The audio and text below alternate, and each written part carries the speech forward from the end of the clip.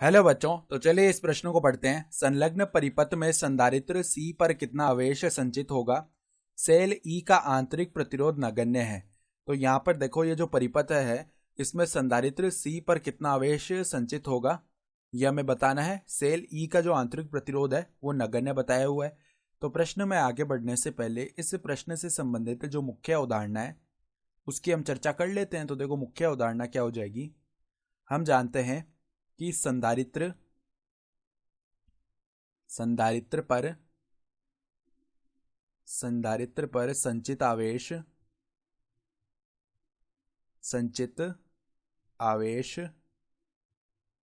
Q हो तो यहां पे देखो Q बराबर क्या आता है, CV आता है।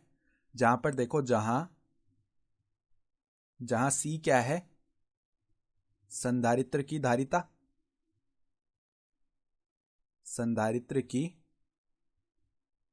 धारिता, और V क्या है हमारे पास, विभवांतर। ठीक है, संधारित्र पे जो विभवांतर आ रहा है। तो अब देखना, हमारे सवाल के मुख्य हल की ओर हम चलते हैं। तो अब ध्यान से देखो, जब हमने क्या किया, इस संलग्न परिपथ में इस सेल से ये धारा निकलेगी। तो मान लो I धारा निकली है जो कि इस पूरे परिपथ में जाएगी। तो अब ये जो संधारित्र है ये पूरी तरह से क्या होगा, आवेशित हो जाएगा। और इस पर मान लो एक बार के लिए Q आवेश आ गया। तो जब ये पूर्णतः आवेशित हो जाएगा, हम उस स्थिति की बात कर रहे हैं। ठीक है, तो देखो, संधारित्र के आवेशित हो जाने पर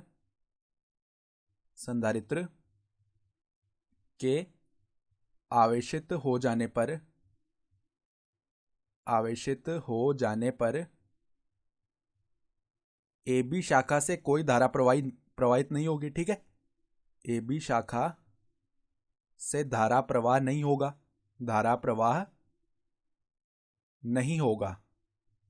इसका अर्थ क्या हो गया, ए बी शाखा से जब धारा प्रवाहित नहीं होगी तो ये धारा सीधी चली जाएगी, मतलब R2 वाली शाखा में धारा जाएगी और इस प्रकार से धारा हमारे पास आएगी इस पूरे परिपथ में। ठीक है, और वापस आकर इस सेल में मिल जाएगी। तो अब ध्यान से देखो, यहां पर अगर हम इस बिंदु को C और इस बिंदु को D बोल दें तो ए बी शाखा पर जो हमारे पास विभवांतर आएगा वो CD शाखा के बराबर आएगा, क्योंकि ये दोनों समांतर क्रम में आ गए ना। तो VAB बराबर VCD लिख सकते हैं हम। ठीक बात है। ठीक है, तो ये तो हमने यहां से समझ लिया। तो अब देखना, हमें निकालना क्या है, हमें निकालना है इस संधारित्र C पर कितना आवेश होगा। तो इसकी धारिता C तो हमें पता है, हमें इसके सिरों पर विभवांतर चाहिए।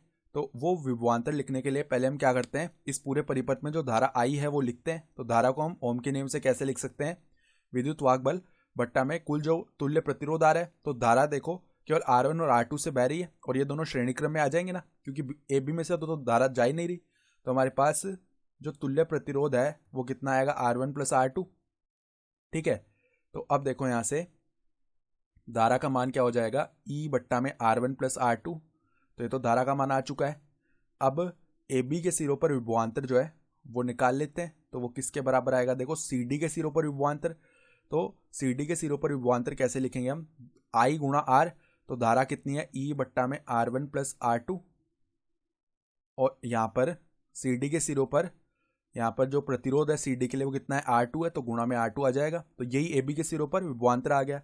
ठीक है, तो अब जो संचित आवेश Q है वो कैसे निकालेंगे, C गुणा में VAB। तो C गुणा में VAB का मान रख देते हैं, ER2 बट्टा में R1 प्लस R2। तो ये हमारे पास में क्या हो गया, संचित आवेश का मान आ गया और यही उत्तर हो जाएगा। तो आशा करता हूं कि आपको ये प्रश्न समझ में आया होगा। धन्यवाद।